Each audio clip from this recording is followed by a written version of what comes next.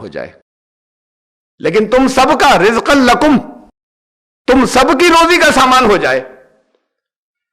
اب باقی تو جتنے ہیں یہاں پر جیو جنہیں روزی چاہیے ہوتی ہے، لیونگ تھنگس، ان کو تو کچھ قانون دے دیے ہیں، ان قانون سے ان کو اتنا مل جاتا ہے. صبح کو برڈز جاتی ہیں، کوئی بھوک نہیں آتی، شام کو پیٹ بھری آ جاتی ہیں، سب کو ان کی روزی مل جاتی ہے، انہیں اسٹور بھی نہیں کرنا پڑتا. انسان کو کچھ لاز اور کچھ رولز بھیج دیے. اور ایک بات بتائی، قرآن نے کہا وَمَا مِن دَابَّةٍ فِي الْأَرْضِ إِلَّا عَلَى اللَّهِ رِزْقُهَا. زمین پر ایک بھی جاندار اللہ نے ایسا پیدا نہیں کیا جس کی روزی بھی ساتھ میں نہیں پیدا کر دی.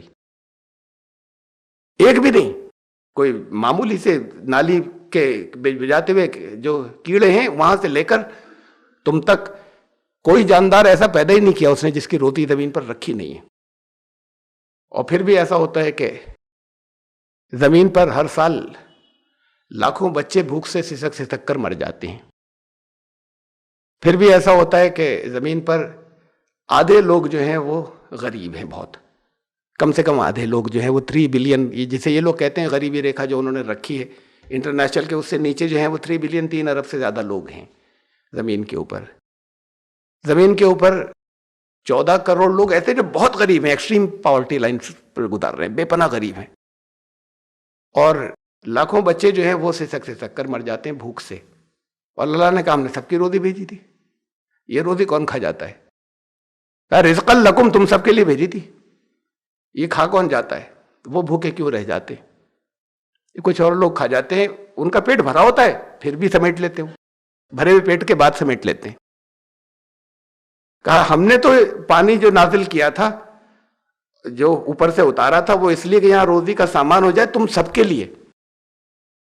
اب ان سب کے اندر جتنی دیر سے میں یہ بات کہہ رہا ہوں، اتنے ٹائم میں یہ خالی روزی والی بات، اتنی دیر میں 100 بچے مر چکے ہیں سسک کے، بھوک سے، صرف بھوک سے مرے اتنے سے وقت کے اندر. فَلَا تَجْعَلُوا لِلَّهِ أَنْدَادًا وَأَنْتُمْ تَعْلَمُونَ. میں نے یہ ابھی جو بات کی اس سے تعلق ہے اگلی بات سے. تو تم اب ویسے تو ترجموں میں لکھا ہوتا ہے کسی کو اس کا شریک مت بنانا. یہ اندادن جو ہے، انداد یہ ند ہے، اس کا سنگولر واحد.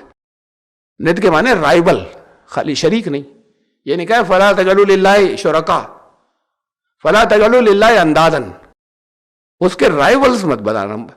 ند کہتے ہیں اسے کہ جو اتنی پاور کسی اور کی دے دی جائے جو مد مقابل رائول، جو کھینچ رہا ہے اپنی طرف اور اللہ تو کھینچ رہا ہے اپنی طرف، کہ تمہیں لے جائے کامیابیوں کی طرف، فلاح کی طرف. تم اس کے قانون پر عمل کرو. بتایا رب ہے، پرورش دینے والا ہے. اب کچھ اور ہیں جو اپنی طرف کھینچ رہے ہیں. اب وہ رائول تو مقابل مت تو تب بنیں گے جب ان کا کھینچنا بھی ایسا ہوگا کہ تم کھنچ جاؤ ادھر، تو تم ادھر چلے جاتے ہو. ایسا مت کرنا. وَأَنْتُمْ تَعْلَمُونَ، تم جانتے ہو کہ کدھر کون تمہیں بھلائی کی طرف کھینچ رہا ہے. اور جب اس سے کھینچ کر وہ دوسرے لے جائیں گے تو پھر نقصان ہوگا، پھر یہ بچے مریں گے، پھر دنیا کے لوگ غریب رہیں گے. تو یہ اس لیے ہو رہا ہے کہ تو اس کے قانون سے ٹکراتے ہوئے قانون تم نے ماننے شروع کر دیے. شرک ہے. قانون بناؤ اس کے قانون کے انڈر میں ہونے چاہیے، اس کے تحت ہونے چاہیے، اس سے ٹکرانے والے، کلیش کرنے والے نہیں ہونے چاہیے. لوگوں نے بنائے، وہ ایسے قانون بنانے والے ہی ایسے قانون بناتے ہیں کہ جن کے پاس زیادہ پیسہ ہے ان کے بینک بیلنسز کچھ اور بڑھ جائیں. وہ بناتے ہی ایسے ہیں. ان کے جب بڑھیں گے کہیں اور سے تو پھر وہ کہیں سے کم بھی ہوگا. وہ اس لیے ایسے بناتے ہیں کہ ان کو بھی ان کا پیسہ چاہیے ہوتا ہے پاور میں آنے کے لیے، اس لیے وہ یہ قانون بناتے ہیں. یہ تو پھر یہ نظام جو یہاں بنے گا یہ اسٹیبلٹی کا نہیں ہوگا، یہ سکون کا نہیں ہوگا. تم اندادن، جب تم جو اس کے رائولز ہیں جب ان کے طرف تم کھنچو گے تو تم یہ مت کرنا. بندگی یہ ہے کہ اس کے قانون پر عمل، اس کے قانون سے ٹکراتا، اس کے تحت، اس کے انڈر میں تو بنا سکتے ہو، اس سے رائول ٹکراتا وہ کی طرف مت کھینچنا. یہ وانتم تعلمون، یہ جانتے ہو، تم جانتے بوجھتے پھر یہ مت کرنا کہ کس نے اس ساری کائنات میں لا کس کا ہے، تمہیں یہاں تک لے کر کون آئے تم جانتے ہو. تو پھر بندے اسی کے بننا اور اس سے ٹکراتے، یہ ہے بندگی. اور اس سے پھر رزق کا سامان سب کا رہے گا اور سب کے لیے رہے گا جتنے زمین پر ہے. وَإِن كُنتُمْ فِي رَيْبٍ مِّمَّا نَزَّلْنَا عَلَىٰ عَبْدِنَا، اور اگر تمہیں کسی طرح کا اس میں کبھی شک ہو تم میں سے کسی کو، یہ صرف ایمان لانے والے سے نہیں کہا جا رہا، خطاب کس سے؟ یا ایھا الناس، دنیا کے انسانوں جو چلا ہے یہاں۔ ان ڈیفینیشنز کے بعد اب تو قرآن کا مضمون سٹارٹ ہوا ہے، وَإِن كُنتُمْ فِي رَيْبٍ مِّمَّا نَزَّلْنَا عَلَىٰ عَبْدِنَا، آیت نمبر 21 سے اصل مضمون سٹارٹ ہوا ہے، ایڈریس۔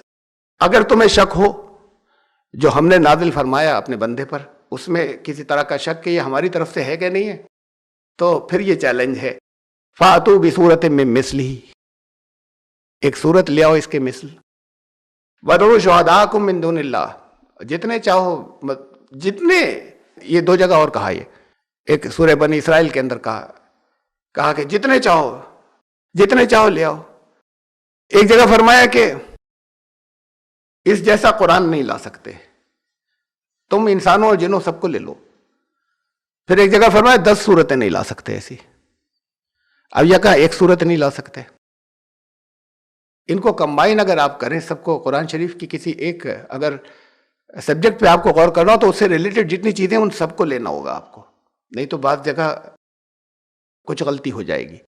ایک صورت ہے مثلا چھوٹی سی صورت ہو، انا آتینا کل کوثر فصلی لربک ونحر ان شانک هو الابتر، 3 آیتیں، اب کوئی 3 ایسی ملتی جلتی لکھ دے اور کہے ہم لے آئے، اس لیے کہا کہ یہ جو چھوٹی چھوٹی، یہ اتنی چھوٹی صورتیں ہیں نا، ان جیسی 10 ہوں کم سے کم، ایک صورت لاؤ 30 آیتوں کی تو ہو، اس کے بعد پھر یہ ہوگا کہ تم اس کے مثل کوئی چیز لے آئے، اس جیسی لے آئے، تو صورت کا مطلب یہ بہت چھوٹی چھوٹی والی جو آیات ہیں ان جیسی 10 صورتیں ہوں، ایسی ایک صورت کم سے کم کا لے کے آؤ اس کے مثل۔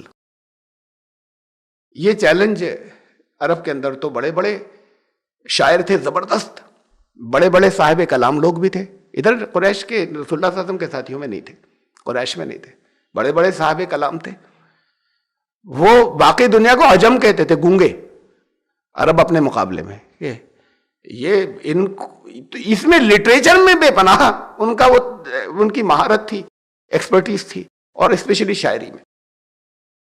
ان کی رسول اللہ صلی اللہ علیہ وسلم کی زندگی میں یہ چیلنج تھا، کوئی کھڑا نہیں ہوا، کوئی ایک تو کھڑا ہوتا جو کہتے تھے کیسے روکیں اسے، پھر انہوں نے مذاق اڑانا شروع کیا، پھر انہوں نے ظلم کرنے شروع کیے، اس سب کی تو ضرورت ہی نہیں تھی، پھر بات کو جنگیں شروع کر دی جب چلے گئے یہاں سے، نہ ظلم کرنے تھے، نہ جنگیں کرنی تھی، نہ خوشامد کرنی تھی، نہ چچا ابو طالب کے پاس جانا تھا کہ ذرا سمجھائیے نا بھتیجے کو، اس جیسا کلام لے آتے، بات تو سب وہی ختم ہو گئی تھی کہ لے آئے، لوگوں ڈیفیٹ کر دیا، ہرا دیا، یہ نہیں کہا اس سے اچھا لاؤ، اس جیسے ہی تو لے آؤ، سپیریئر کی بات تو الگ ہے، کوئی کھڑا نہیں ہوا، انہوں نے جنگیں کی لیکن اس جیسا کلام نہیں لائے، لا نہیں سکتے، تو اس کے بعد سے آج تک 6-7 لوگوں نے کی ہیں کوششیں ڈیفرنٹ سینچریز میں۔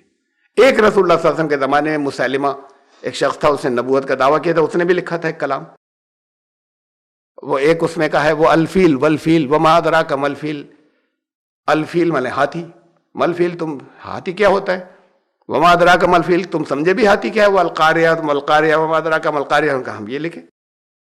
اب اس کے بعد جو کریٹکس ہیں، جو بات کو اس کے جاننے والے ہیں، زبان کے جاننے والے، مسلمان نہیں، سب اورینٹلسٹ، غیر مسلم، انہوں نے کہا کباڑ ہے سب اس کے مقابلے میں، یہ قرآن جو کچھ بھی ہے یہ سب چیزیں پھینک دینے کی ہیں۔ تو پھر اس کے بعد جو جن لوگوں نے کوششیں کی آج تک، ان سب نے وہ 5-6-7 1500 سال میں 5-6-7 لوگوں نے چیلنج ایکسپٹ کیا یا ایکسپٹ کرنے کی کوشش کی، اور پھر اٹھا کر بعض نے بیچ میں پھینک دیا کہ ہمارے بس کا نہیں ہے، بہت بہت دن کوشش کرنے کے بعد، اور پھر جنہوں نے کچھ لکھا اس کو غیر مسلم جو عرب کے اچھے ایکسپرٹ تھے، انہوں نے کہا کہ یہ کوئی چیز نہیں ہے، یہ کوئی مقابلہ ہی نہیں کیا جا سکتا اس کے قرآن سے، اس کا کوئی لے کر نہیں آیا آج تک ان 6-7 کے علاوہ 1500 سال کے اندر۔